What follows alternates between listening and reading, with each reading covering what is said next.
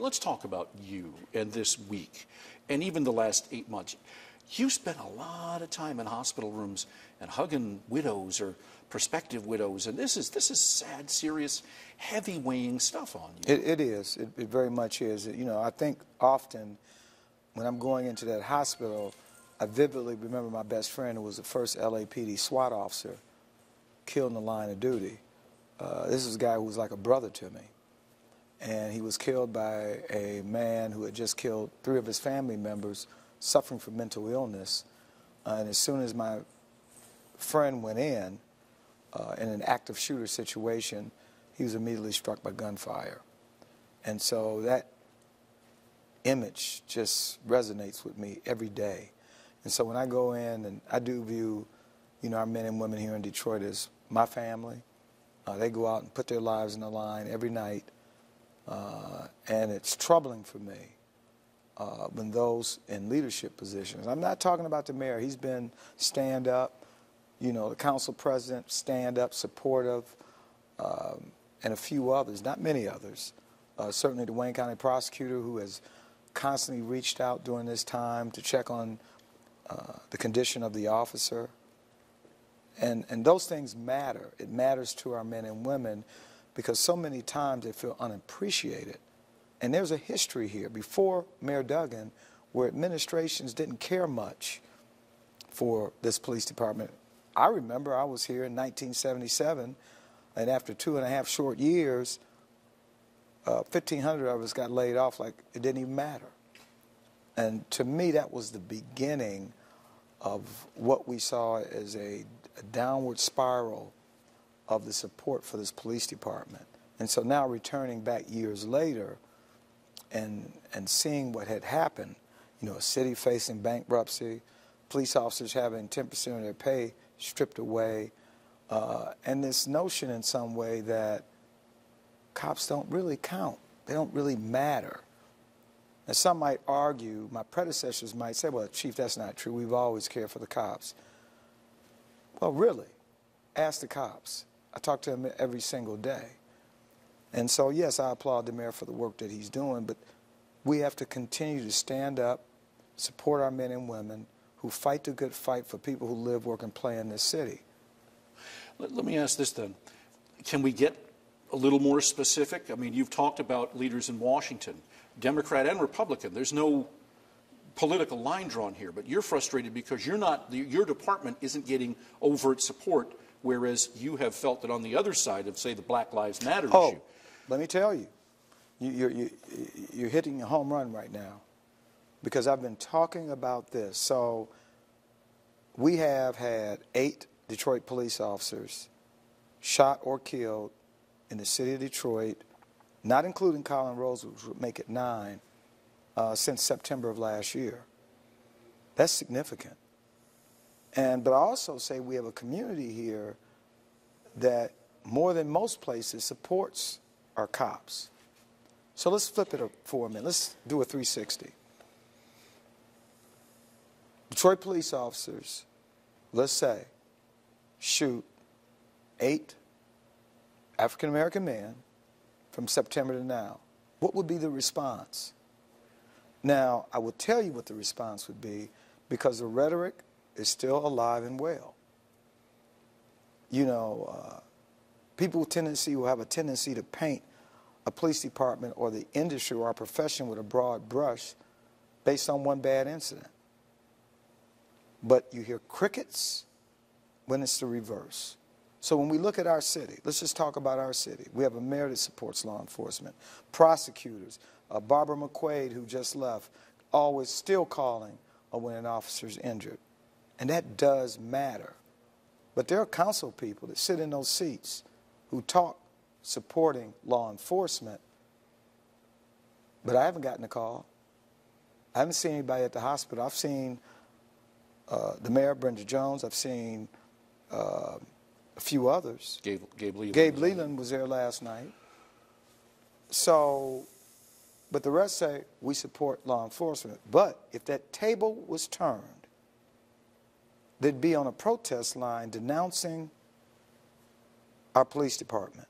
I'm convinced of it. That needs to change. because you can't hope for a turnaround in any city in America if you don't have the police locked on. I saw it in Los Angeles. I saw LA's resurgence. I saw Cincinnati's rebuilding. And here we are in Detroit. Our cops count. We need to stand together. We need to say it in a loud voice. And for whatever reason, those councils, some of them, not all, when they have an issue, whether it's a threat on their safety, Chief, I'm going to a community meeting, I need Detroit police officers to be there. Or I need for you to make a Detroit police officer available to escort me. What's wrong with that? And these Detroit police officers, let's face it, they're committed, they're eager to work, serve this community. I've talked to police officers in hospital beds who've said to me, I just want to get out and go back to work so I can continue to serve this city. That's the conversation, not one time, each and every time. I would like to get specific as it pertains, is it the Black Lives Matter and movements such as that that are angry at police and that they're getting political support that you don't see in a moment like this? Well, I will tell you it's waned some. I don't hear as much now. But let's be clear. The anti-police rhetoric is and was real. A lot of it emanating out of Black Lives Matter movement. Let's face it, when you march in the streets of New York or wherever it was talking about pigs in a blanket, what are we talking about? And then our finest Dallas police officers out protecting a Black Lives Matter movement because they're sworn to protect and serve. And 15 Dallas police officers are shot. And of that number, 5 make the ultimate sacrifice. Now, just like in Detroit, we support freedom of speech. I don't care who marches. We're going to be there to support and keep any group safe. But where's the marches today denouncing the 8 Detroit police officers that were shot or killed since September? Do you look to Washington as well as, I mean, you're talking city council? Well, you know, I got to tell you, the new administration has come in and they've made it very clear their support for law enforcement. Very clear. Sessions has made it very clear. You know, people get wrapped up on the whole, well, law and order. Well, talk to any Detroiter. I have. And you know what I saw when I returned to Detroit? Citizens want law and order. They're sick and tired of carjackings. And while I can sit here and tell you that I'm excited about the steady decline in overall crime in Detroit, not by accident, the people applaud us. I remember, you remember, just almost 4 years ago when we descended on the Colony Arms, a troubled location for many years, no attention. The people, the good people that lived in there felt that they were in prison. And when we descended on that place with 200 plus officers, the response was one that I will never forget for the rest of my life. People cheering. Thank God the police are here. Thank God the police are back. That says a lot. That's what Detroit wants. That's what they've come to expect. And the cheers they gave us, even in the recent beating incident down in Greektown, where some young, senseless individuals decided to descend on downtown Detroit and beat a man within an inch of his life. And through the great work, the diligence of our Detroit Police Department, our officers, our investigators, where we quickly made arrests. And then to have an elected leader respond because I made a comment referencing the lack of a moral compass to videotape a criminal event and do nothing, and to suggest that we shouldn't be talking about criminalizing individuals like that. Well, tell the family of the young woman who was criminally sexually assaulted in Chicago. And one of the people in that room put it on Facebook Live. As far as I'm concerned, that individual is just as guilty as the others who were engaging in the act of criminal sexual assault. Sure. Let me ask a little bit, just to ask about the officer himself. I know he's not doing well, and can you characterize where he is today and when we might see his next surgery, if it hasn't already happened? I wish I could give you some good news. He's very critical, and certainly we continue to ask for the prayers of everyone that he will make a full recovery, but he's very serious condition right now. And he was shot in the forehead, is that not correct? Yes. The thing that struck me in the piece, in the work that I did yesterday, and I know your officers know better than I, but there is the claim that there were guys trying to break in that building that night, that there was a consistent crime problem in that building, and there's nobody making an excuse. He comes out of a door with no windows with the gun pointed out. It would appear that he didn't know they were officers. Doesn't matter whether he did or he didn't. But that's the second time we've seen that with your officers getting shot, because you had the shotgun a couple of weeks ago, and then last night or Sunday night, the same thing, right? And so it goes to the whole question of, responsible use of a gun. Because you and I have discussed that before. Absolutely. And it is about responsible. I certainly support, and I've said it many times, I support law-abiding citizens that have registered guns in their home. I support law-abiding citizens having concealed pistol license. But I also have said, as important, being responsible and being trained. Because if you act irresponsible, we are going to vigorously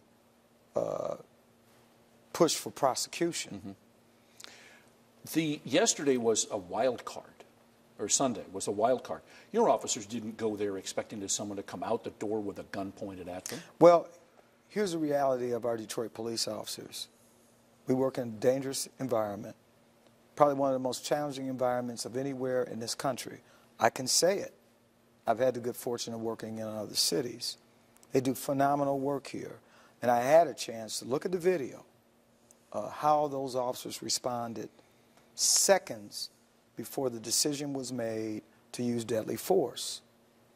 I saw the image of the suspect who was preparing to engage whoever was at that front door. As you pointed out, we may not ever know what he knew at the time, but what we do know, he armed himself, he was prepared, he was on a mission, it was clear, and while I indicated that his gait was somewhat unsteady, maybe he was under the influence, but he had enough consciousness of the situation to chamber around in his weapon. And so he was preparing himself to violently attack whoever was at that front door. And once he made it to that front door, he came out with his arm extended, and the officers quickly responded. They're heroes. But even our officer, who now is fighting for his life, responded, getting 3 rounds off, striking the suspect. And his partner, just 6 months out of the police academy, drawing on his training, waited till he had a clear shot, and simultaneously, as both the suspect and our officer fell to the ground, he responded using deadly force. And then, putting himself in more danger, he pulled his partner away from the where the threat could have most likely continued. He did that. He's a hero. Both of these Detroit police officers are heroes. And this is the quality of police officers we have here in the city of Detroit. Do we know how many rounds that Mr. Ray got off? We believe he got 1 round off. Just one? 1 round. That was the one he chambered. Right. And our officer who sustained the gunshot wound got off 3. 3. And the less tenured officer who responded got off 12 rounds. 12. So he didn't empty the clip, but he was close. Yes. Okay. Let me ask this question. There is concern about officer, well, I won't use his name, but we know his name, your officers in the hospital, getting brought to Oakwood Beaumont. I remember going to Oakwood Beaumont yesterday and thinking, boy, this is a long way away from where this scene was. How is it that he wound up at Oakwood Beaumont and not Henry Ford or receiving, which would be the norm, right? Great question. I became aware of some concerns yesterday when I met with the officer's wife, without saying another word, the first greeting, you will, is, "Why is my husband here?" Now, I just want to say, this is not a reflection on that medical institution. We do know it's a level 2. We do know that our officer sustained a gunshot wound to the head. We now know that our officer was transported by a private ambulance. So I got a couple of questions. And I know that the Fire Commission is taking a critical look at this. I'm eager to find out what the findings of his work will disclose, because here's what I'm troubled about. Why would you go to a location with a police officer, or any citizen for that matter? This is not just my police officer, but any citizens with a sustaining a gunshot wound to the head. One, you got Henry Ford, level 1 trauma center, who, by the way, specializes in neurological surgery. Why there? Why not there? It was closer. And if your job is transporting injured persons, you kind of know what hospital based on the injury. That's one, at least in other cities I've lived. And then how about DRH? One of the top trauma centers in America, while a little farther away, and maybe the minutes and seconds are precious. But I'd rather he, with a gunshot wound to the head, go to the right facility. Mm-hmm. So it begs the question that, is there a reason why this contract ambulance company decided on that hospital when there was a trauma center level 1 closer? Mm-hmm. That question needs to be asked, and it needs to be answered. But here's my commitment. A police officer shot in the city of Detroit, they need to go to one type of trauma center, level 1. That's what I expect. That's what I'm going to demand. And so, of course, in the mix of the chaos that we know too well when we're dealing with these situations, I certainly didn't think about it, but that wife asked me, why is he here? And I instinctively said, without hesitation, because this is the closest facility, not knowing that it was not, because minutes are precious when you talk about an injury like that. My recollection of the explanation of what happened was that the ambulance was there on the scene right then because of the assault and battery call, which automatically sends the ambulance. But I didn't hear the part about the contract ambulance. How does that work? In other words, why wouldn't one of the new ambulances from the DPD I don't have an answer to that. I really don't. You're looking into that? I'm not, but the fire commissioner is looking into that. I'm optimistic that we'll get to the truth, because the ambulance was there quickly. It was summoned before the officers called out for help, that shots fired. And so, of course, you want to transport that officer as quickly as possible. Many times, Detroit police officers, when they arrive to a help call and an officer's injured, they do the transport. And certainly Detroit police officers instinctively know to do what? Go to a level 1 trauma facility. And the vast majority of them know, take me to DRH. They want to go to DRH. And again, I know that Henry Ford was closer. It's a level 1. And one of their specialties is dealing with neurosurgery. So you would definitely want to get the answer to that question. I want the answer. Yeah. Because something's wrong. And now I'm starting to reflect back on even when Captain Stiles was shot. And while his injury was not on the level of our officer that's fighting for his life right now, he sustained a gunshot wound. Why did he go into his shoulder? Why did he go to the hospital he was transported to? Could he have gone to DRH?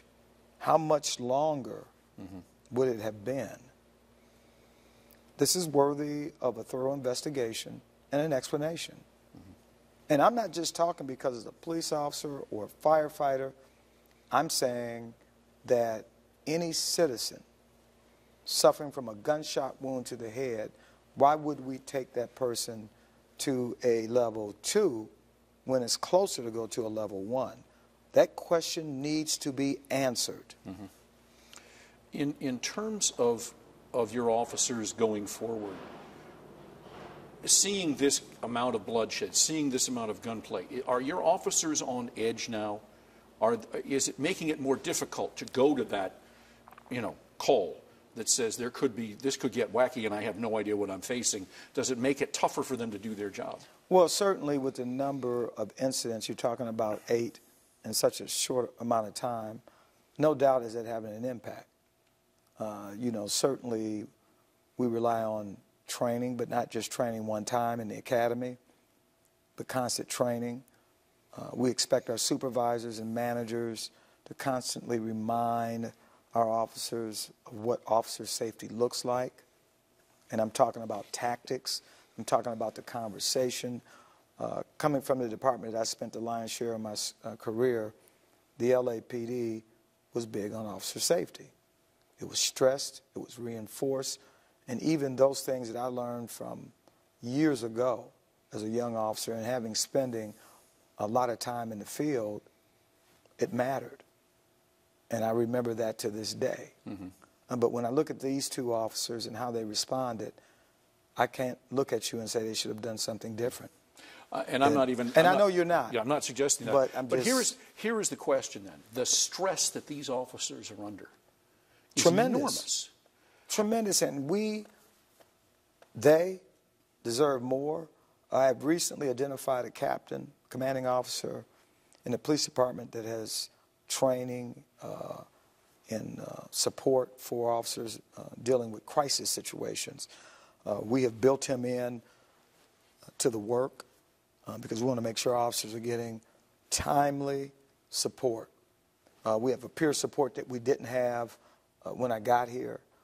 We have a cadre of a cross-section of officers and supervisors that have experience in dealing with crisis situations who are locked on. We have a group of clergy who come out to the hospital each and every time to support our officers and the families of officers involved in shooting incidents. So we're moving in the right direction. We just need to do more. Okay. Is there any way you can at all discuss the 7-year-old that was shot overnight? Is there anything? I know we're actively investigating, and if we can get to that as we have more, we don't have a lot to give you at this point. Okay. But it's a serious situation. Certainly, 7-year-old was in her house. It brings back when I thought about little India Williams riding her bike in the 11th precinct in her neighborhood where she should have felt safe. And 2 groups of cowards decided to descend on that neighborhood, engaging in car-to-car shooting incident. And while she survived, certainly she's now disabled. And that's not right. Yeah. And the 7-year-old experienced something similar. Cowardly acts.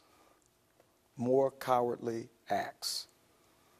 Okay, good. Is there anything else you wanted to, if you want to loop back to the whole question of Black Lives Matter, lack of police support, is there anything? Well, I think I've said it best. I mean, it's so simple. 8 Detroit police officers shot or killed since September. What's the response? We turned the tables. 8 Detroiters who happen to be African American, more likely male, shot by Detroit police officers, same time period. What would this response be? And again, this is not to suggest that we shouldn't address and handle a bad shooting incident. I've been very transparent, forthright in dealing with things that don't work out well. But I got to tell you, there's something wrong when as a society we have forgotten who our men and women in blue are, that they're here to protect and serve. They need and expect your support. Okay, good.